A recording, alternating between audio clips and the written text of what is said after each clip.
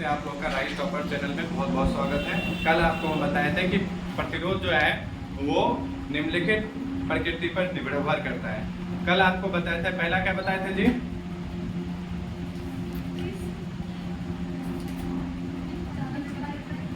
चालक तार की लंबाई पर। पहला आपको बताए थे चालक तार की लंबाई पर कि लंबाई जितना ज्यादा रहेगा उतना ही ज्यादा उसमें प्रतिरोध रहेगा। दूसरा आपको बताए थे चालक तार के क्षेत्रफल पर।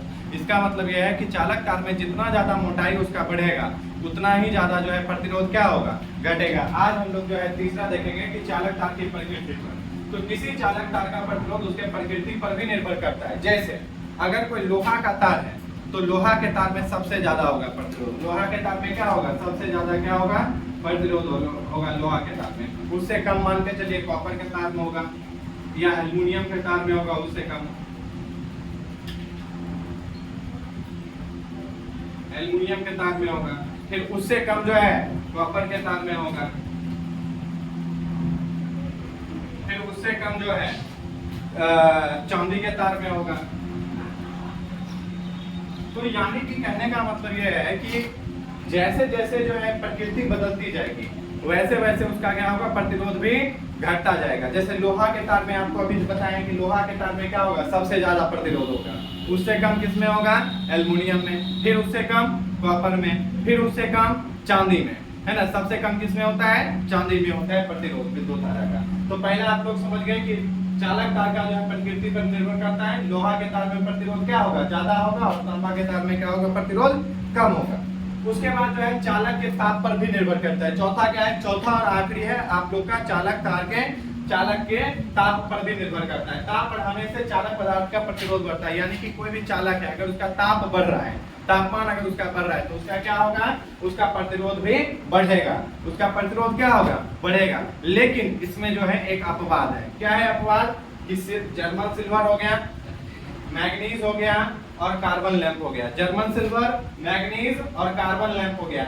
इन तीनों का ताप बढ़ाने पे, इन तीनों का अगर ताप बढ़ता भी है तो उसमें प्रतिरोध नहीं बढ़ता है। प्रतिरोध क्या होता है, घट जाता है। ये तीनों क्या है, अपवाद है। ये तीनों क्या है, अपवाद। कौन कौन, जर्मन सिल्वर, मैग्नीज और कार्बन लैंप। इन तीनों का अगर ताप बढ़ता है तो उसका प्रतिरोध घटता है। ठीक है, ये बात याद रखना है आपको।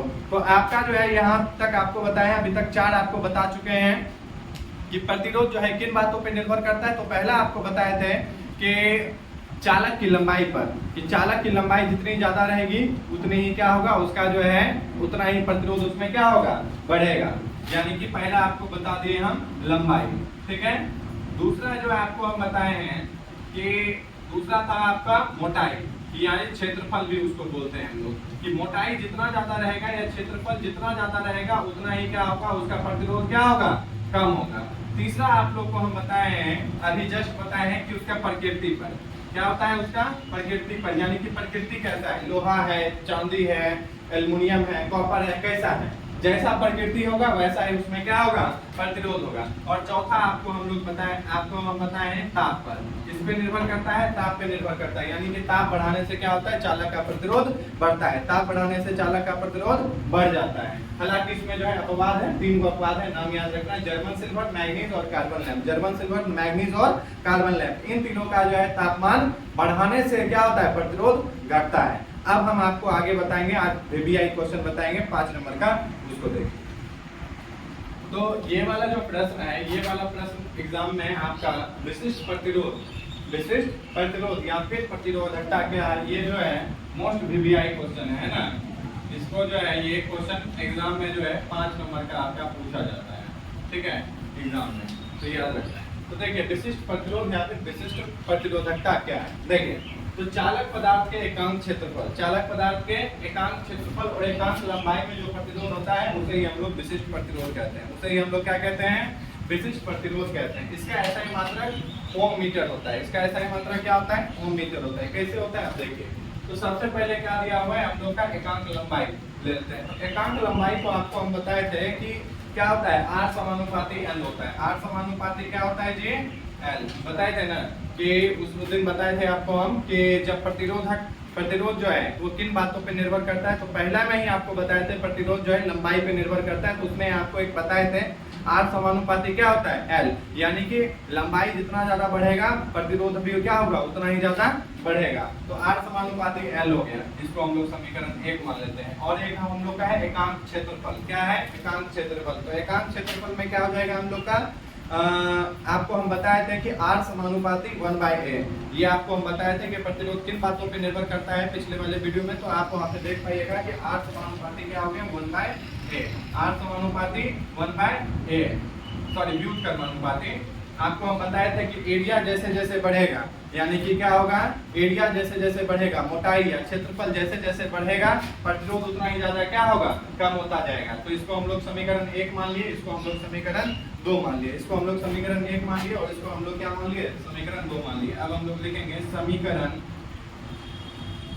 1 तथा 2 से, समीकरण 1 तथा 2 से लिखेंगे। अब देखिए यहाँ पे क्या होगा, तो हम लोग इधर R है तो R ले लिए और इधर वैल्यू दोनों में है, और इसका क्या हो गया L, क्या हो गया L/a हो गया। क्या हो गया L/a, L/a। अब पूछेगा सर L/a कैसे हुआ, आपको बताते हैं। देखिए जैसे हम लोग का यहाँ पे L है ना, R varies L into 1/a, ठीक है 1 बाय क्या होगा a। तो अब इसको जो है L अगर 1 के साथ मल्टीप्लाई होगा भी तो L R varies L by क्या हो जाएगा a ही होगा। तो हम लोग यहाँ पे क्या लिखे हैं, वही लिखे हैं R varies L/a। R varies क्या लिखे हैं L/a। अब हम लोग क्या करेंगे, ये जो है साइन है इसको हम लोग हटाएंगे। क्या करेंगे, इसको जो है समानुपाती का जो साइन है हटाएंगे। और आपको पता है कि जैसे ही हम साइन हटाएंगे तो इसका जगह हम एक नियतांक देंगे, इसका जगह हम क्या करेंगे, एक नियतांक देंगे। तो ये जो नियतांक है इसको जो है हम लोग डेल से सूचित करते हैं। हर जगह जो है नियतांक होता है वो अलग अलग होता है, हर जगह जो नियतांक होता है वो क्या होता है, अलग अलग होता है।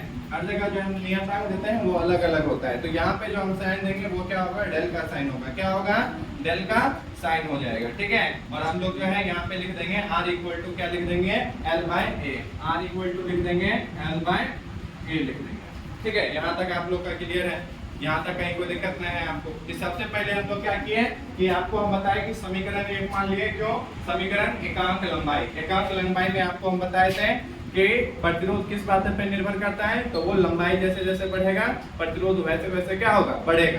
तो R समानुपाती क्या हो गया L हो गया। दूसरा आपको हम बताए थे कि R वेरीज 1/a, यानी कि जो क्षेत्रफल, क्षेत्रफल वाला कल बताए थे कि R वेरीज 1/a, यानी कि एरिया जैसे जैसे क्या होगा बढ़ेगा, प्रतिरोध वैसे वैसे क्या होगा घटेगा, यानी व्युत्क्रमानुपाती होता है। ये हो गया समीकरण, इसको 1 मान लिए, इसको समीकरण 2 मान लिए। अब समीकरण 1 और 2 से, समीकरण 1 और 2 से हम किए तो हम लोग का आया R वेरीज L/a।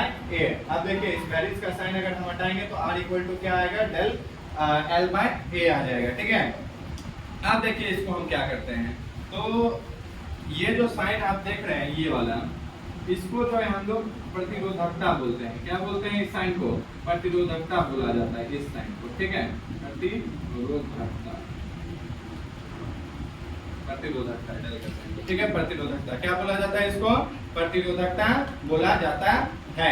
अब देखिए हम लोग क्या करेंगे, अब L को जो है और इसको इधर ले आएंगे, तो यानी कि ये हो जाएगा L/R, क्या हो जाएगा जी, RA हो जाएगा। क्या हो जाएगा, RA। यहाँ तक आप लोगों को कोई दिक्कत नहीं है कि हम क्या किए, इसको जो है L जो था उसको इस तरफ ले आए और डेल को इस तरफ ले आए और R को हम लोग उस तरफ भेज दिए। तो R उस तरफ गया तो क्या हो गया, मल्टीप्लाई में चला गया, यानी RA हो गया। क्या हो गया, RA, क्या हो गया, RA हो गया। अब हम लोग देखिए इसको क्या करते हैं, इसको हम मिटा देते हैं।